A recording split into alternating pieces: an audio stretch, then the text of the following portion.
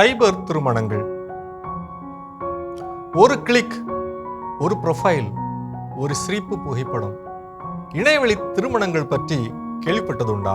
இந்த டிஜிட்டல் யுகத்தில் உங்கள் மகன் அல்லது மகளுக்காக நீங்கள் தேர்வு செய்கின்றவர் உண்மையிலேயே நல்லவரா?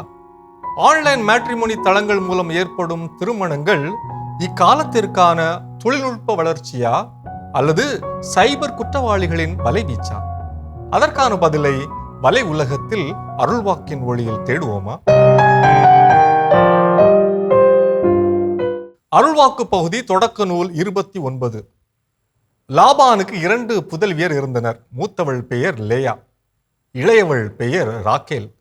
லேயா மங்கிய பார்வை உடையவள், ராக்கேலோ வடிவழகும் எழில் தோற்றமும் உடையவள். யாக்கோபு ராக்கேலை விரும்பினார். எனவே அவர், உம் இளைய மகள் ராக்கேலுக்காக 7 ஆண்டுகள் உம்மிடம் வேலை செய்கிறேன் என்றார். அதற்கு லாபான், அவளை அந்நியன் ஒருவனுக்கு கொடுப்பதை விட உனக்கு கொடுப்பதே மேல் என்றான். ஆயினும் இவ்விவிலிய நிகழ்வில் யாக்கோபு 7 ஆண்டுகள் வேலை செய்த பிறகு கூட அவர் விரும்பிய ராக்கேலை மனம் செய்து வைக்காமல் அவருடைய மாமன் லாபான் ஏமாற்றி ஆள்மாறாட்டம் செய்து ராக்கேலுக்கு பதிலாக மூத்தவள் லேயாவை ஏமாற்றி திருமணம் செய்து வைத்தான் என்பதை காண்கிறோம். காலங்கள் மாறினாலும் கோலங்கள் மாறுவதில்லை. இதே ஆள்மாறாட்ட மோசடிகள் இந்த டிஜிட்டல் காலத்திலே ஆன்லைன் திருமணங்கள் என்ற போர்வையில் நாளுக்கு நாள் அதிகமாக நடந்தேறுகின்றன. இந்திய கலாச்சாரத்தில் திருமணம் என்பது 1000 காலத்து பயிர், வாழ்க்கையில் ஒரு முக்கியமான தருணம். இந்த திருமணத்தை ஒரு வியாபாரமாகவும் பார்க்கக்கூடியவர்களும் இருக்கின்றார்கள். எதுவாக இருந்தாலும் இந்த திருமணங்களில் பல குழப்பங்கள் மற்றும் குற்றங்கள் நடைபெறுகிறது என்பதை யாரும் மறுக்க முடியாது.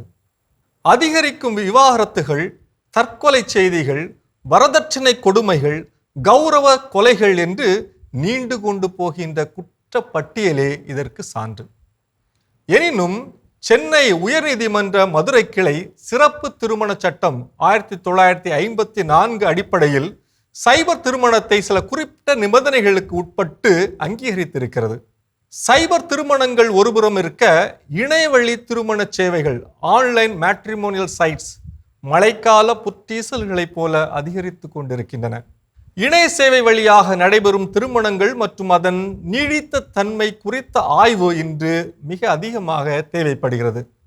சைபர் திருமண தளங்கள் இன்று பல்வேறு சைபர் குற்றங்களின் விளைநிலமாகவும் உள்ளன என்று இந்திய உள்துறை அமைச்சகம் செய்தி வெளியிட்டதோடல்லாமல் அவற்றை எவ்வாறு கவனமாக பயன்படுத்த வேண்டும் என்றும் அறிவுறுத்துகின்றது.